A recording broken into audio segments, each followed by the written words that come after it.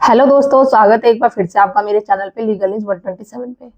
दोस्तों, आज की वीडियो में मैं बात करूंगी। बहुत सारे मेरे सब्सक्राइबर है जो पूछते हैं बाय कॉल मैसेज पे भी कि 12 डीवी का जो केस किया जाता है अभी लास्ट टाइम ही पूछा था कि करते हैं जैसे कि पति पे भी पूरे परिवार वाले पे भी, तो ये केस करने पे क्या हो सकता है, अधिक से अधिक जैसे माना जाए क्या बुरा हो सकता है और इसमें कितना खर्चा पत्नी को देना पड़ता है।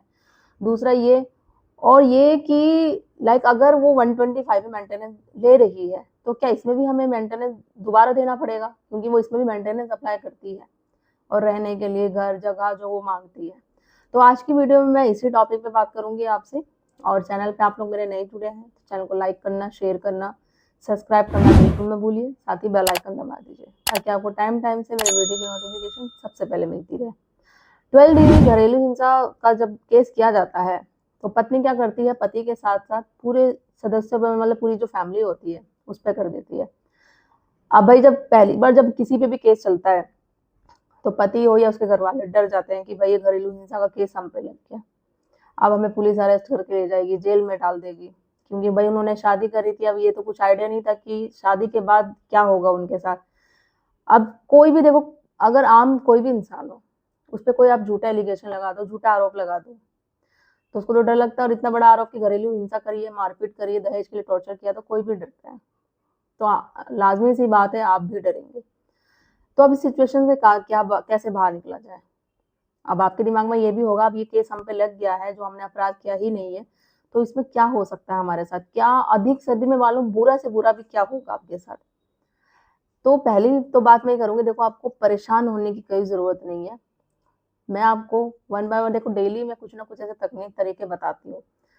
केस जो झूठा कर रही है ना पत्नी, वो झूठी महिला, झूठी बहू, तो उस पे बर्डन होता है कोर्ट का, क्योंकि जो भी वो आरोप लगा रही है उसको साबित करना पड़ेगा। आप क्यों मेंटली टेंशन लेते हैं, मैं समझ सकती हूँ फर्स्ट टाइम ऐसा होता है कि भाई केस लगा दिया, कोई भी डरेगा। तो डरने से कुछ नहीं होता, डरना नहीं है, आपको लड़ना है। केस कर दिया है, ठीक है, लड़ो। अब डरने से आप अपना मेंटली परेशान हो गए, मानसिक तनाव लोगे, उससे आपको आपको काम पे भी फोकस नहीं कर पाओगे अपने। मेंटल फिजिकली अब जब फिट नहीं रहोगे तो केस लड़ोगे कैसे, क्योंकि केस लड़ने के लिए आपका जाना जरूरी है, जाओगे तो उस चीज के लिए पैसे भी बहुत जरूरी है। तो अपना मोरल डाउन नहीं करना आपको। अब होता क्या है, जब पत्नी पति को छोड़ के, ये पति को क्या, पति सबको ही लपेट लेती केस में, ठीक है, 12 डीवी की बात कर रही हूँ मैं। तो इस पे ना पूरी फैमिली पे कुछ नहीं होता, कोई उसको पुलिस अरेस्ट करके नहीं ले जाएगी, कोई फांसी पर नहीं लगा देगी। जो सिर्फ बर्डन होगा ना, सिर्फ पति पर होगा। अब पति पे क्या होगा, अब आप ये लोग सोच रहे होंगे क्या पति को जेल हो जाएगी? नहीं, बिल्कुल नहीं। पहली बात तो जो जब फाइनल जजमेंट आएगा ना, जब केस का जजमेंट आएगा, जो भी आपकी फैमिली वालों के नाम दे रखे हैं ना, तो उनको कोई सजा नहीं सुनाई जाएगी, कोई जेल में नहीं बंद किया जाएगा। ये नहीं कि उनको कुछ किया जाएगा। बर्डन ऑफ आप पर आएगा, मतलब पति पर आएगा। अब उसको क्या सजा होगी? सजा के रूप में सिर्फ यही होता है कि कंपनसेशन के लिए बोला जाता है, मेंटेनेंस के लिए, कि भाई ऐसे ऐसे पत्नी ने केस कर रखा है या जो भी है, क्या कंपनसेशन देना है या हर महीने मेंटेनेंस देना है, जो भी है, बस सिर्फ पति को यही बोला जाएगा और कुछ नहीं कि उसको भी सजा सुना दी जाएगी। अब दूसरा बात करते हैं कि कई लोग जैसे बोलते हैं ना, आप लोगों ने भी सुना होगा, क्या फिर इसमें क्या बेल लेने की जरूरत होती है जब पूरी फैमिली वालों का नाम दे दिया जाता है? तो नहीं, बिल्कुल नहीं। अगर ऐसे एडवोकेट भी आपको बोलते हैं, आपने आपके जो वकील साहब है, तो बिल्कुल मना कर दीजिएगा। इसमें जब कोई जमानत के लिए या बेल के लिए किसी की जरूरत नहीं पड़ती है, वो ऑटोमेटिक बाद में ना नाम अपने आप ही हट जाता है, क्योंकि सिर्फ उस पर फोकस किया जाता है कोर्ट, और सिर्फ जज इस पर फोकस करेगी कि सिर्फ पति का है, और उस पर उसको कंपनसेशन के लिए बोलेगी, जो पत्नी डिमांड करेगी हर महीने पैसे के लिए, उसको जो मेंटेनेंस चाहिए वो चीज़, और रहने के लिए अधिकार, कि मुझे ससुराल में जगह चाहिए रहने के लिए। तो ये चीज़ें होती है। अब हम बात करते हैं कि खर्चा कितना देना पड़ेगा। देखो, जब भी पत्नी केस करती है वो महिला, एक तो 12 डीवी में करती है, दूसरा 125 सीआरपीसी, जो नया हमारा हो गया 144 बीएनएस। अगर महिला ने या अगर आपकी पत्नी ने वो 125 में ऑलरेडी मेंटेनेंस ले रही है, तो क्वेश्चन ये भी होता है ना कि हम 12 डीवी में भी मेंटेनेंस दोबारा डिमांड करेंगे, उसको दोबारा देना पड़ेगा? तो बिल्कुल नहीं, इसका जवाब है नहीं। अगर आप ऑलरेडी मेंटेनेंस दे रहे हैं पत्नी को 125 में या 144 बीएनएस किसी में भी, तो 12 डीवी के केस में, घरेलू हिंसा के केस में आपको दोबारा मेंटेनेंस देने की बिल्कुल भी जरूरत नहीं है, ठीक है। तो जब भी आप पे 12 DV का केस लगता है, परिवार वालों की टेंशन छोड़ दो, कोई उनको बेल लेने की जरूरत नहीं है, कोई कुछ नहीं होगी, सजा कुछ भी नहीं होगा, बस आपको अपेयर हो जाना है, बोलना है, रिप्लाई फाइल करनी है। एक और चीज, अगर पत्नी फिर भी इसमें जैसे आप रिप्लाई फाइल करते हैं, फिर वो इंट्री मेंटेनेंस की मेंटेनेंस लगा देती है एप्लीकेशन, तो भी आपको इसमें जरूरत नहीं है देने की। आप सिंपल बोल दो कि भाई मैं ऑलरेडी दे रहा हूँ मेंटेनेंस 125 में, तो मैं यहाँ पे क्यों दूँ। नहीं मानते कोर्ट, जो भी चीजें होती है, तो ऑलरेडी इस पर जजमेंट भी आ चुका है कि जब पति ऑलरेडी दे रहा है मेंटेनेंस और किसी धारा में, तो वो दोबारा से 12 DV में या फिर 12 DV में दे रहा है, तो या फिर 125 में भी देने की जरूरत नहीं है। वो एक टाइम में एक ही मेंटेनेंस और एक ही में देगा, दो नहीं। ठीक है। अब कितना खर्चा देना पड़ेगा वो डिपेंड करता है आपकी सैलरी पे, आपकी लाइबिलिटी पे। कोर्ट दोनों तरफा, दोनों पार्टियों को देखता है, पत्नी की लाइबिलिटी क्या है, वो क्या कर रही है, अभी नहीं कर रही। ठीक है। और आपका खर्चा क्या है, आपकी इनकम कितनी है, लाइबिलिटी कितनी है, मतलब खर्चे कितने हैं, कितने आपके माँ बाप का कोई खर्चा है, या आप रेंट पे रह रहे, किराया दे रहे हैं, या हाउस लोन चल रहा है आपका, जो भी है XYZ, तो वह सारी चीजें देख के ही जो है मेंटेनेंस डिसाइड होता है कि कितना देना है। बाकी ना देने के लिए पत्नी को मेंटेनेंस बहुत सारे ऑप्शन है जो मैं हमेशा बताती हूँ।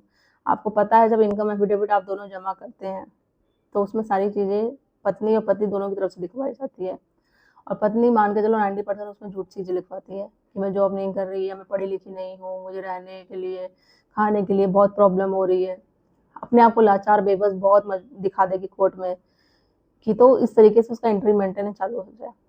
तो एंट्री मेंटेनेंस चालू होने से आपको रोकना है, मेंटेनेंस ना देने से रोकना। अगर एक बार चालू हो गया तो फिर बड़ी दिक्कत हो जाएगी। हाँ, मैं मानती हूँ उसके बाद आप रिकवरी भी करवा सकते हैं, ऑप्शन है ऐसा, पर फिर उसके लिए आपको और फाइट करना पड़ेगा।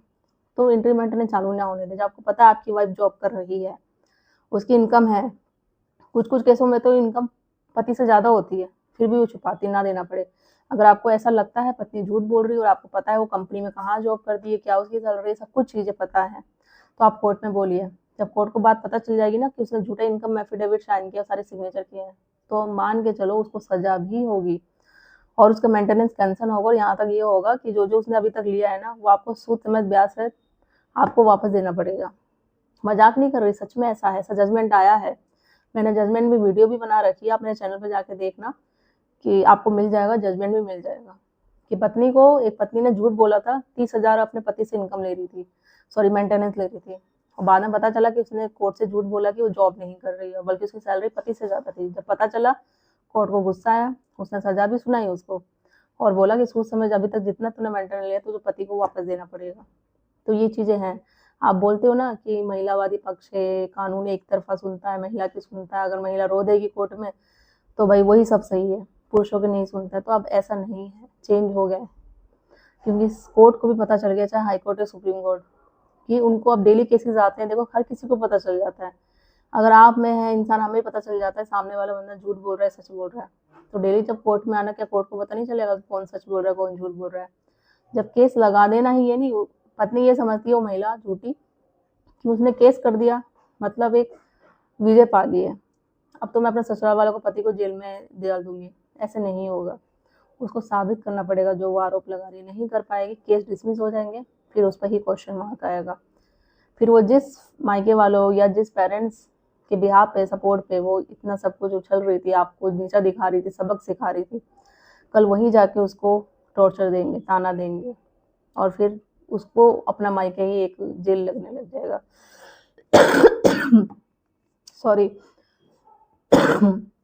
तो आशा करती हूँ आपको चीज़ें समझ में आ गई होंगी। तो ज़्यादा से ज़्यादा लोग तो शेयर करिए, चैनल को सब्सक्राइब करना बिल्कुल ना भूलिए। जल्दी मिलती हूँ मैं कैसे इन्फॉर्मेटिव वीडियो के साथ, तब तक के लिए थैंक यू।